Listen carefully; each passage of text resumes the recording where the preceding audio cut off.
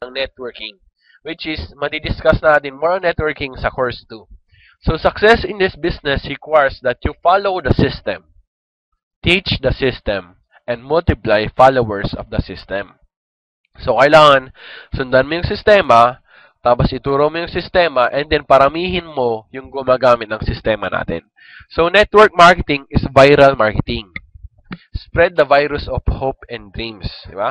Dito kasi hindi tayo nagbebenta ng load. Ang binibenta natin dito, pangarap. We sell the business by selling dreams. Bakit?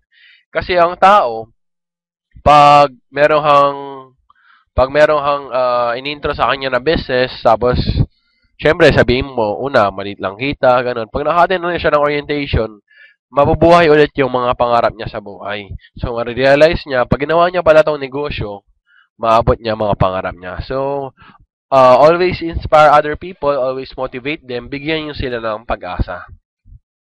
Step 1, STD. So, ano ibig sabihin ng STD?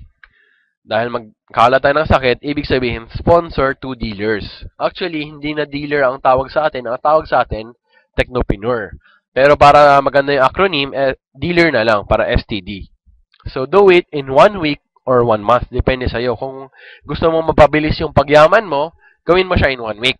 Kung gusto mo mapatagal yung pagyaman mo, gawin mo siya in 1 month. So, dito naman, sa sponsor to dealers, hindi ibig sabihin na ikaw ang magbabayad ng registration form nila. Siyempre, ang sponsor, ibig sabihin, ikaw yung mentor nila, ikaw yung nag-invite sa kanila. Okay? So, ang tawag sa iyo, kung ikaw nag-invite sa downline mo, ang tawag niya sa iyo, sponsor or mentor. So, step 1, bago maisipin yung million mo, yung 10,000 mo, 100,000 mo, 1 million mo, 10 millions mo, step 1 ka muna. Kasi pang advanced steps na yung earnings. So, dito, step 1, hanapin yung dalawang tao. Focus makes everything doable and helps achieve the goal. So, eto na yung sinasabi ko kanina, bago mo isipin yung mga millions mo, isipin mo muna yung step 1 mo. And then dito, sa networking kasi, kadalasan mali ng mga tao, pinapagsabay nila maraming kumpanya, like 2 or 3 companies.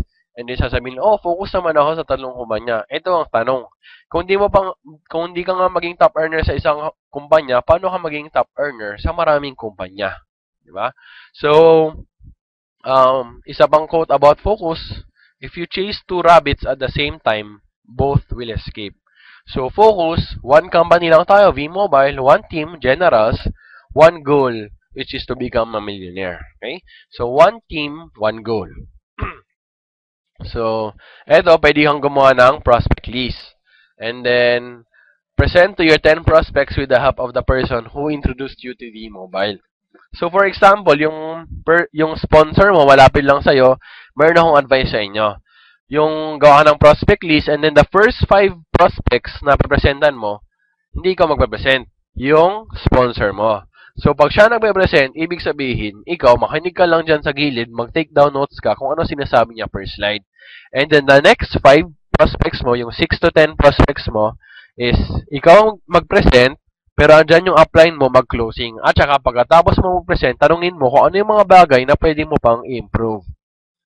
So, step 2, HIV, which is help in venturing. So, help your 2 dealers understand the business, do their own STD. So, eto, understand the business. Pero paano mo sa kanila mapapa-understand ang business kung ikaw mismo hindi mo pa na-understand, di ba? Paano kung hindi mo pa nababasa yung quick guide mo, yung price list mo, kung paano kung hindi ka pa nakaka-login sa accounts mo online. So, syempre, bago mo maturo, kailangan ikaw muna matuto ka. So, para matuto sila, gawin yung negosyo and gawin yung sarili nilang STD. Ibig sabihin, tuturuan mo sila kung paano mahanap yung dalawa nilang leaders. So, do their own STD. Step 3 is AIDS. So, dito, attain independence by duplicating strategies. So, train your 2 dealers to do HIV with their sponsor dealers.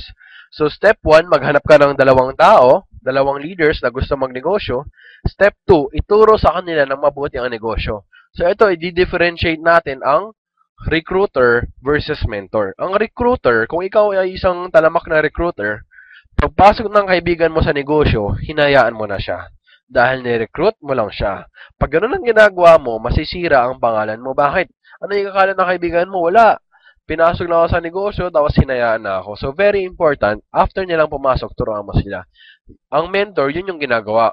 Pagkapasok mo, dyan pa magsisimula ang trabaho niya. Bakit? Tuturuan ka niya kung paano gawin ang negosyo. So, remember, be a good mentor, not a recruiter. And then dito, sa step 3, attain independence by duplicating strategies. Kailangan turuan mo yung dalawang mong dealer na magturo sa kanilang dalawang dealer. So, sa step 1, hanapin mo yung dalawang tao. Sa step 2, you will become a teacher. Yung students mo, yung dalawang leaders mo. Sa step 3, you will become a teacher of teachers. Ibig sabihin, pag ikaw yung teacher of teachers, malaki na ang kikitain mo. Pero before ka umabot sa ganong stage, kailangan mo muna maging student. Become a student, learn the business, become a teacher, and then become a teacher of teachers. So, quick review of the 3 infectious steps. Paano ba magkalat ng sakit? Step 1, STD. Step 2, HIV. Step 3, AIDS. Earning 1 million in V-Mobile is possible, doable, and achievable. So, make sure you understand the business. Ang nare-recommend nga namin, pagkapasok mo, alam ko, sobrang excited mo na mag-invite. Pero pigilan mo yung sarili mo. For 1 whole week, huwag ka muna mag-invite. Aralin mo muna yung negosyo. Kasi kaya maraming nagfe-fail dahil nag-quit sila. Bakit sila nag-quit? Nung bago pa lang sila, wala pa silang alam sa negosyo, nag-imbita na sila. Kaya pag imbita nila, meron lang konting tanong yung prospect na sobrang dali, pero hindi nila masagot. Like for example, tanong ng prospect sa'yo, paano mag-load? Eh ikaw, bago ka pa, hindi mo alam. So sasabihin mo, ay mahirap pala to.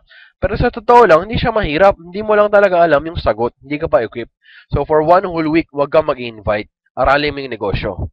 So do steps 1 to 3, STD, HIV, AIDS, and then earn 1 million in 3 months or 1 year. So, bakit 1 year to? Siyempre, 1 year to, pag hinanap mo yung, pag nag-start ka, STD in 1 month. And then, tinuruan mo rin sila ng STD in 1 month. So, pwede kang maging millionaire in 1 year. Or, pwede kang maging millionaire in 3 months. Paano? Pag ginawa mo yung STD in 1 week. So, depende sa'yo kung kailan mo gusto maging millionaire, 3 months or 1 year. So, bago tayo matapos, meron akong assignments na ibibigay sa inyo. Number 1, make your prospect list. Lahat ng kakilala mo, lahat ng K mo sa buhay. And then aim for 100 people. So, number 2, have your own flip chart or clear book. Para dala-dala mo yung presentation mo kahit saan. And then, bago ka matulog, reviewin mo yung clear book mo. Tapos, pag matutulog ka na, ilagay mo sa ilan ng unan mo. Pagkagising mo, reviewin mo ulit. Tapos, focus ka doon sa power of 2 and power of 4. Tingnan mo. 2 o 3 o 4 na tao lang ang kailangan mo para yumaman. Gawin mo na agad. Okay?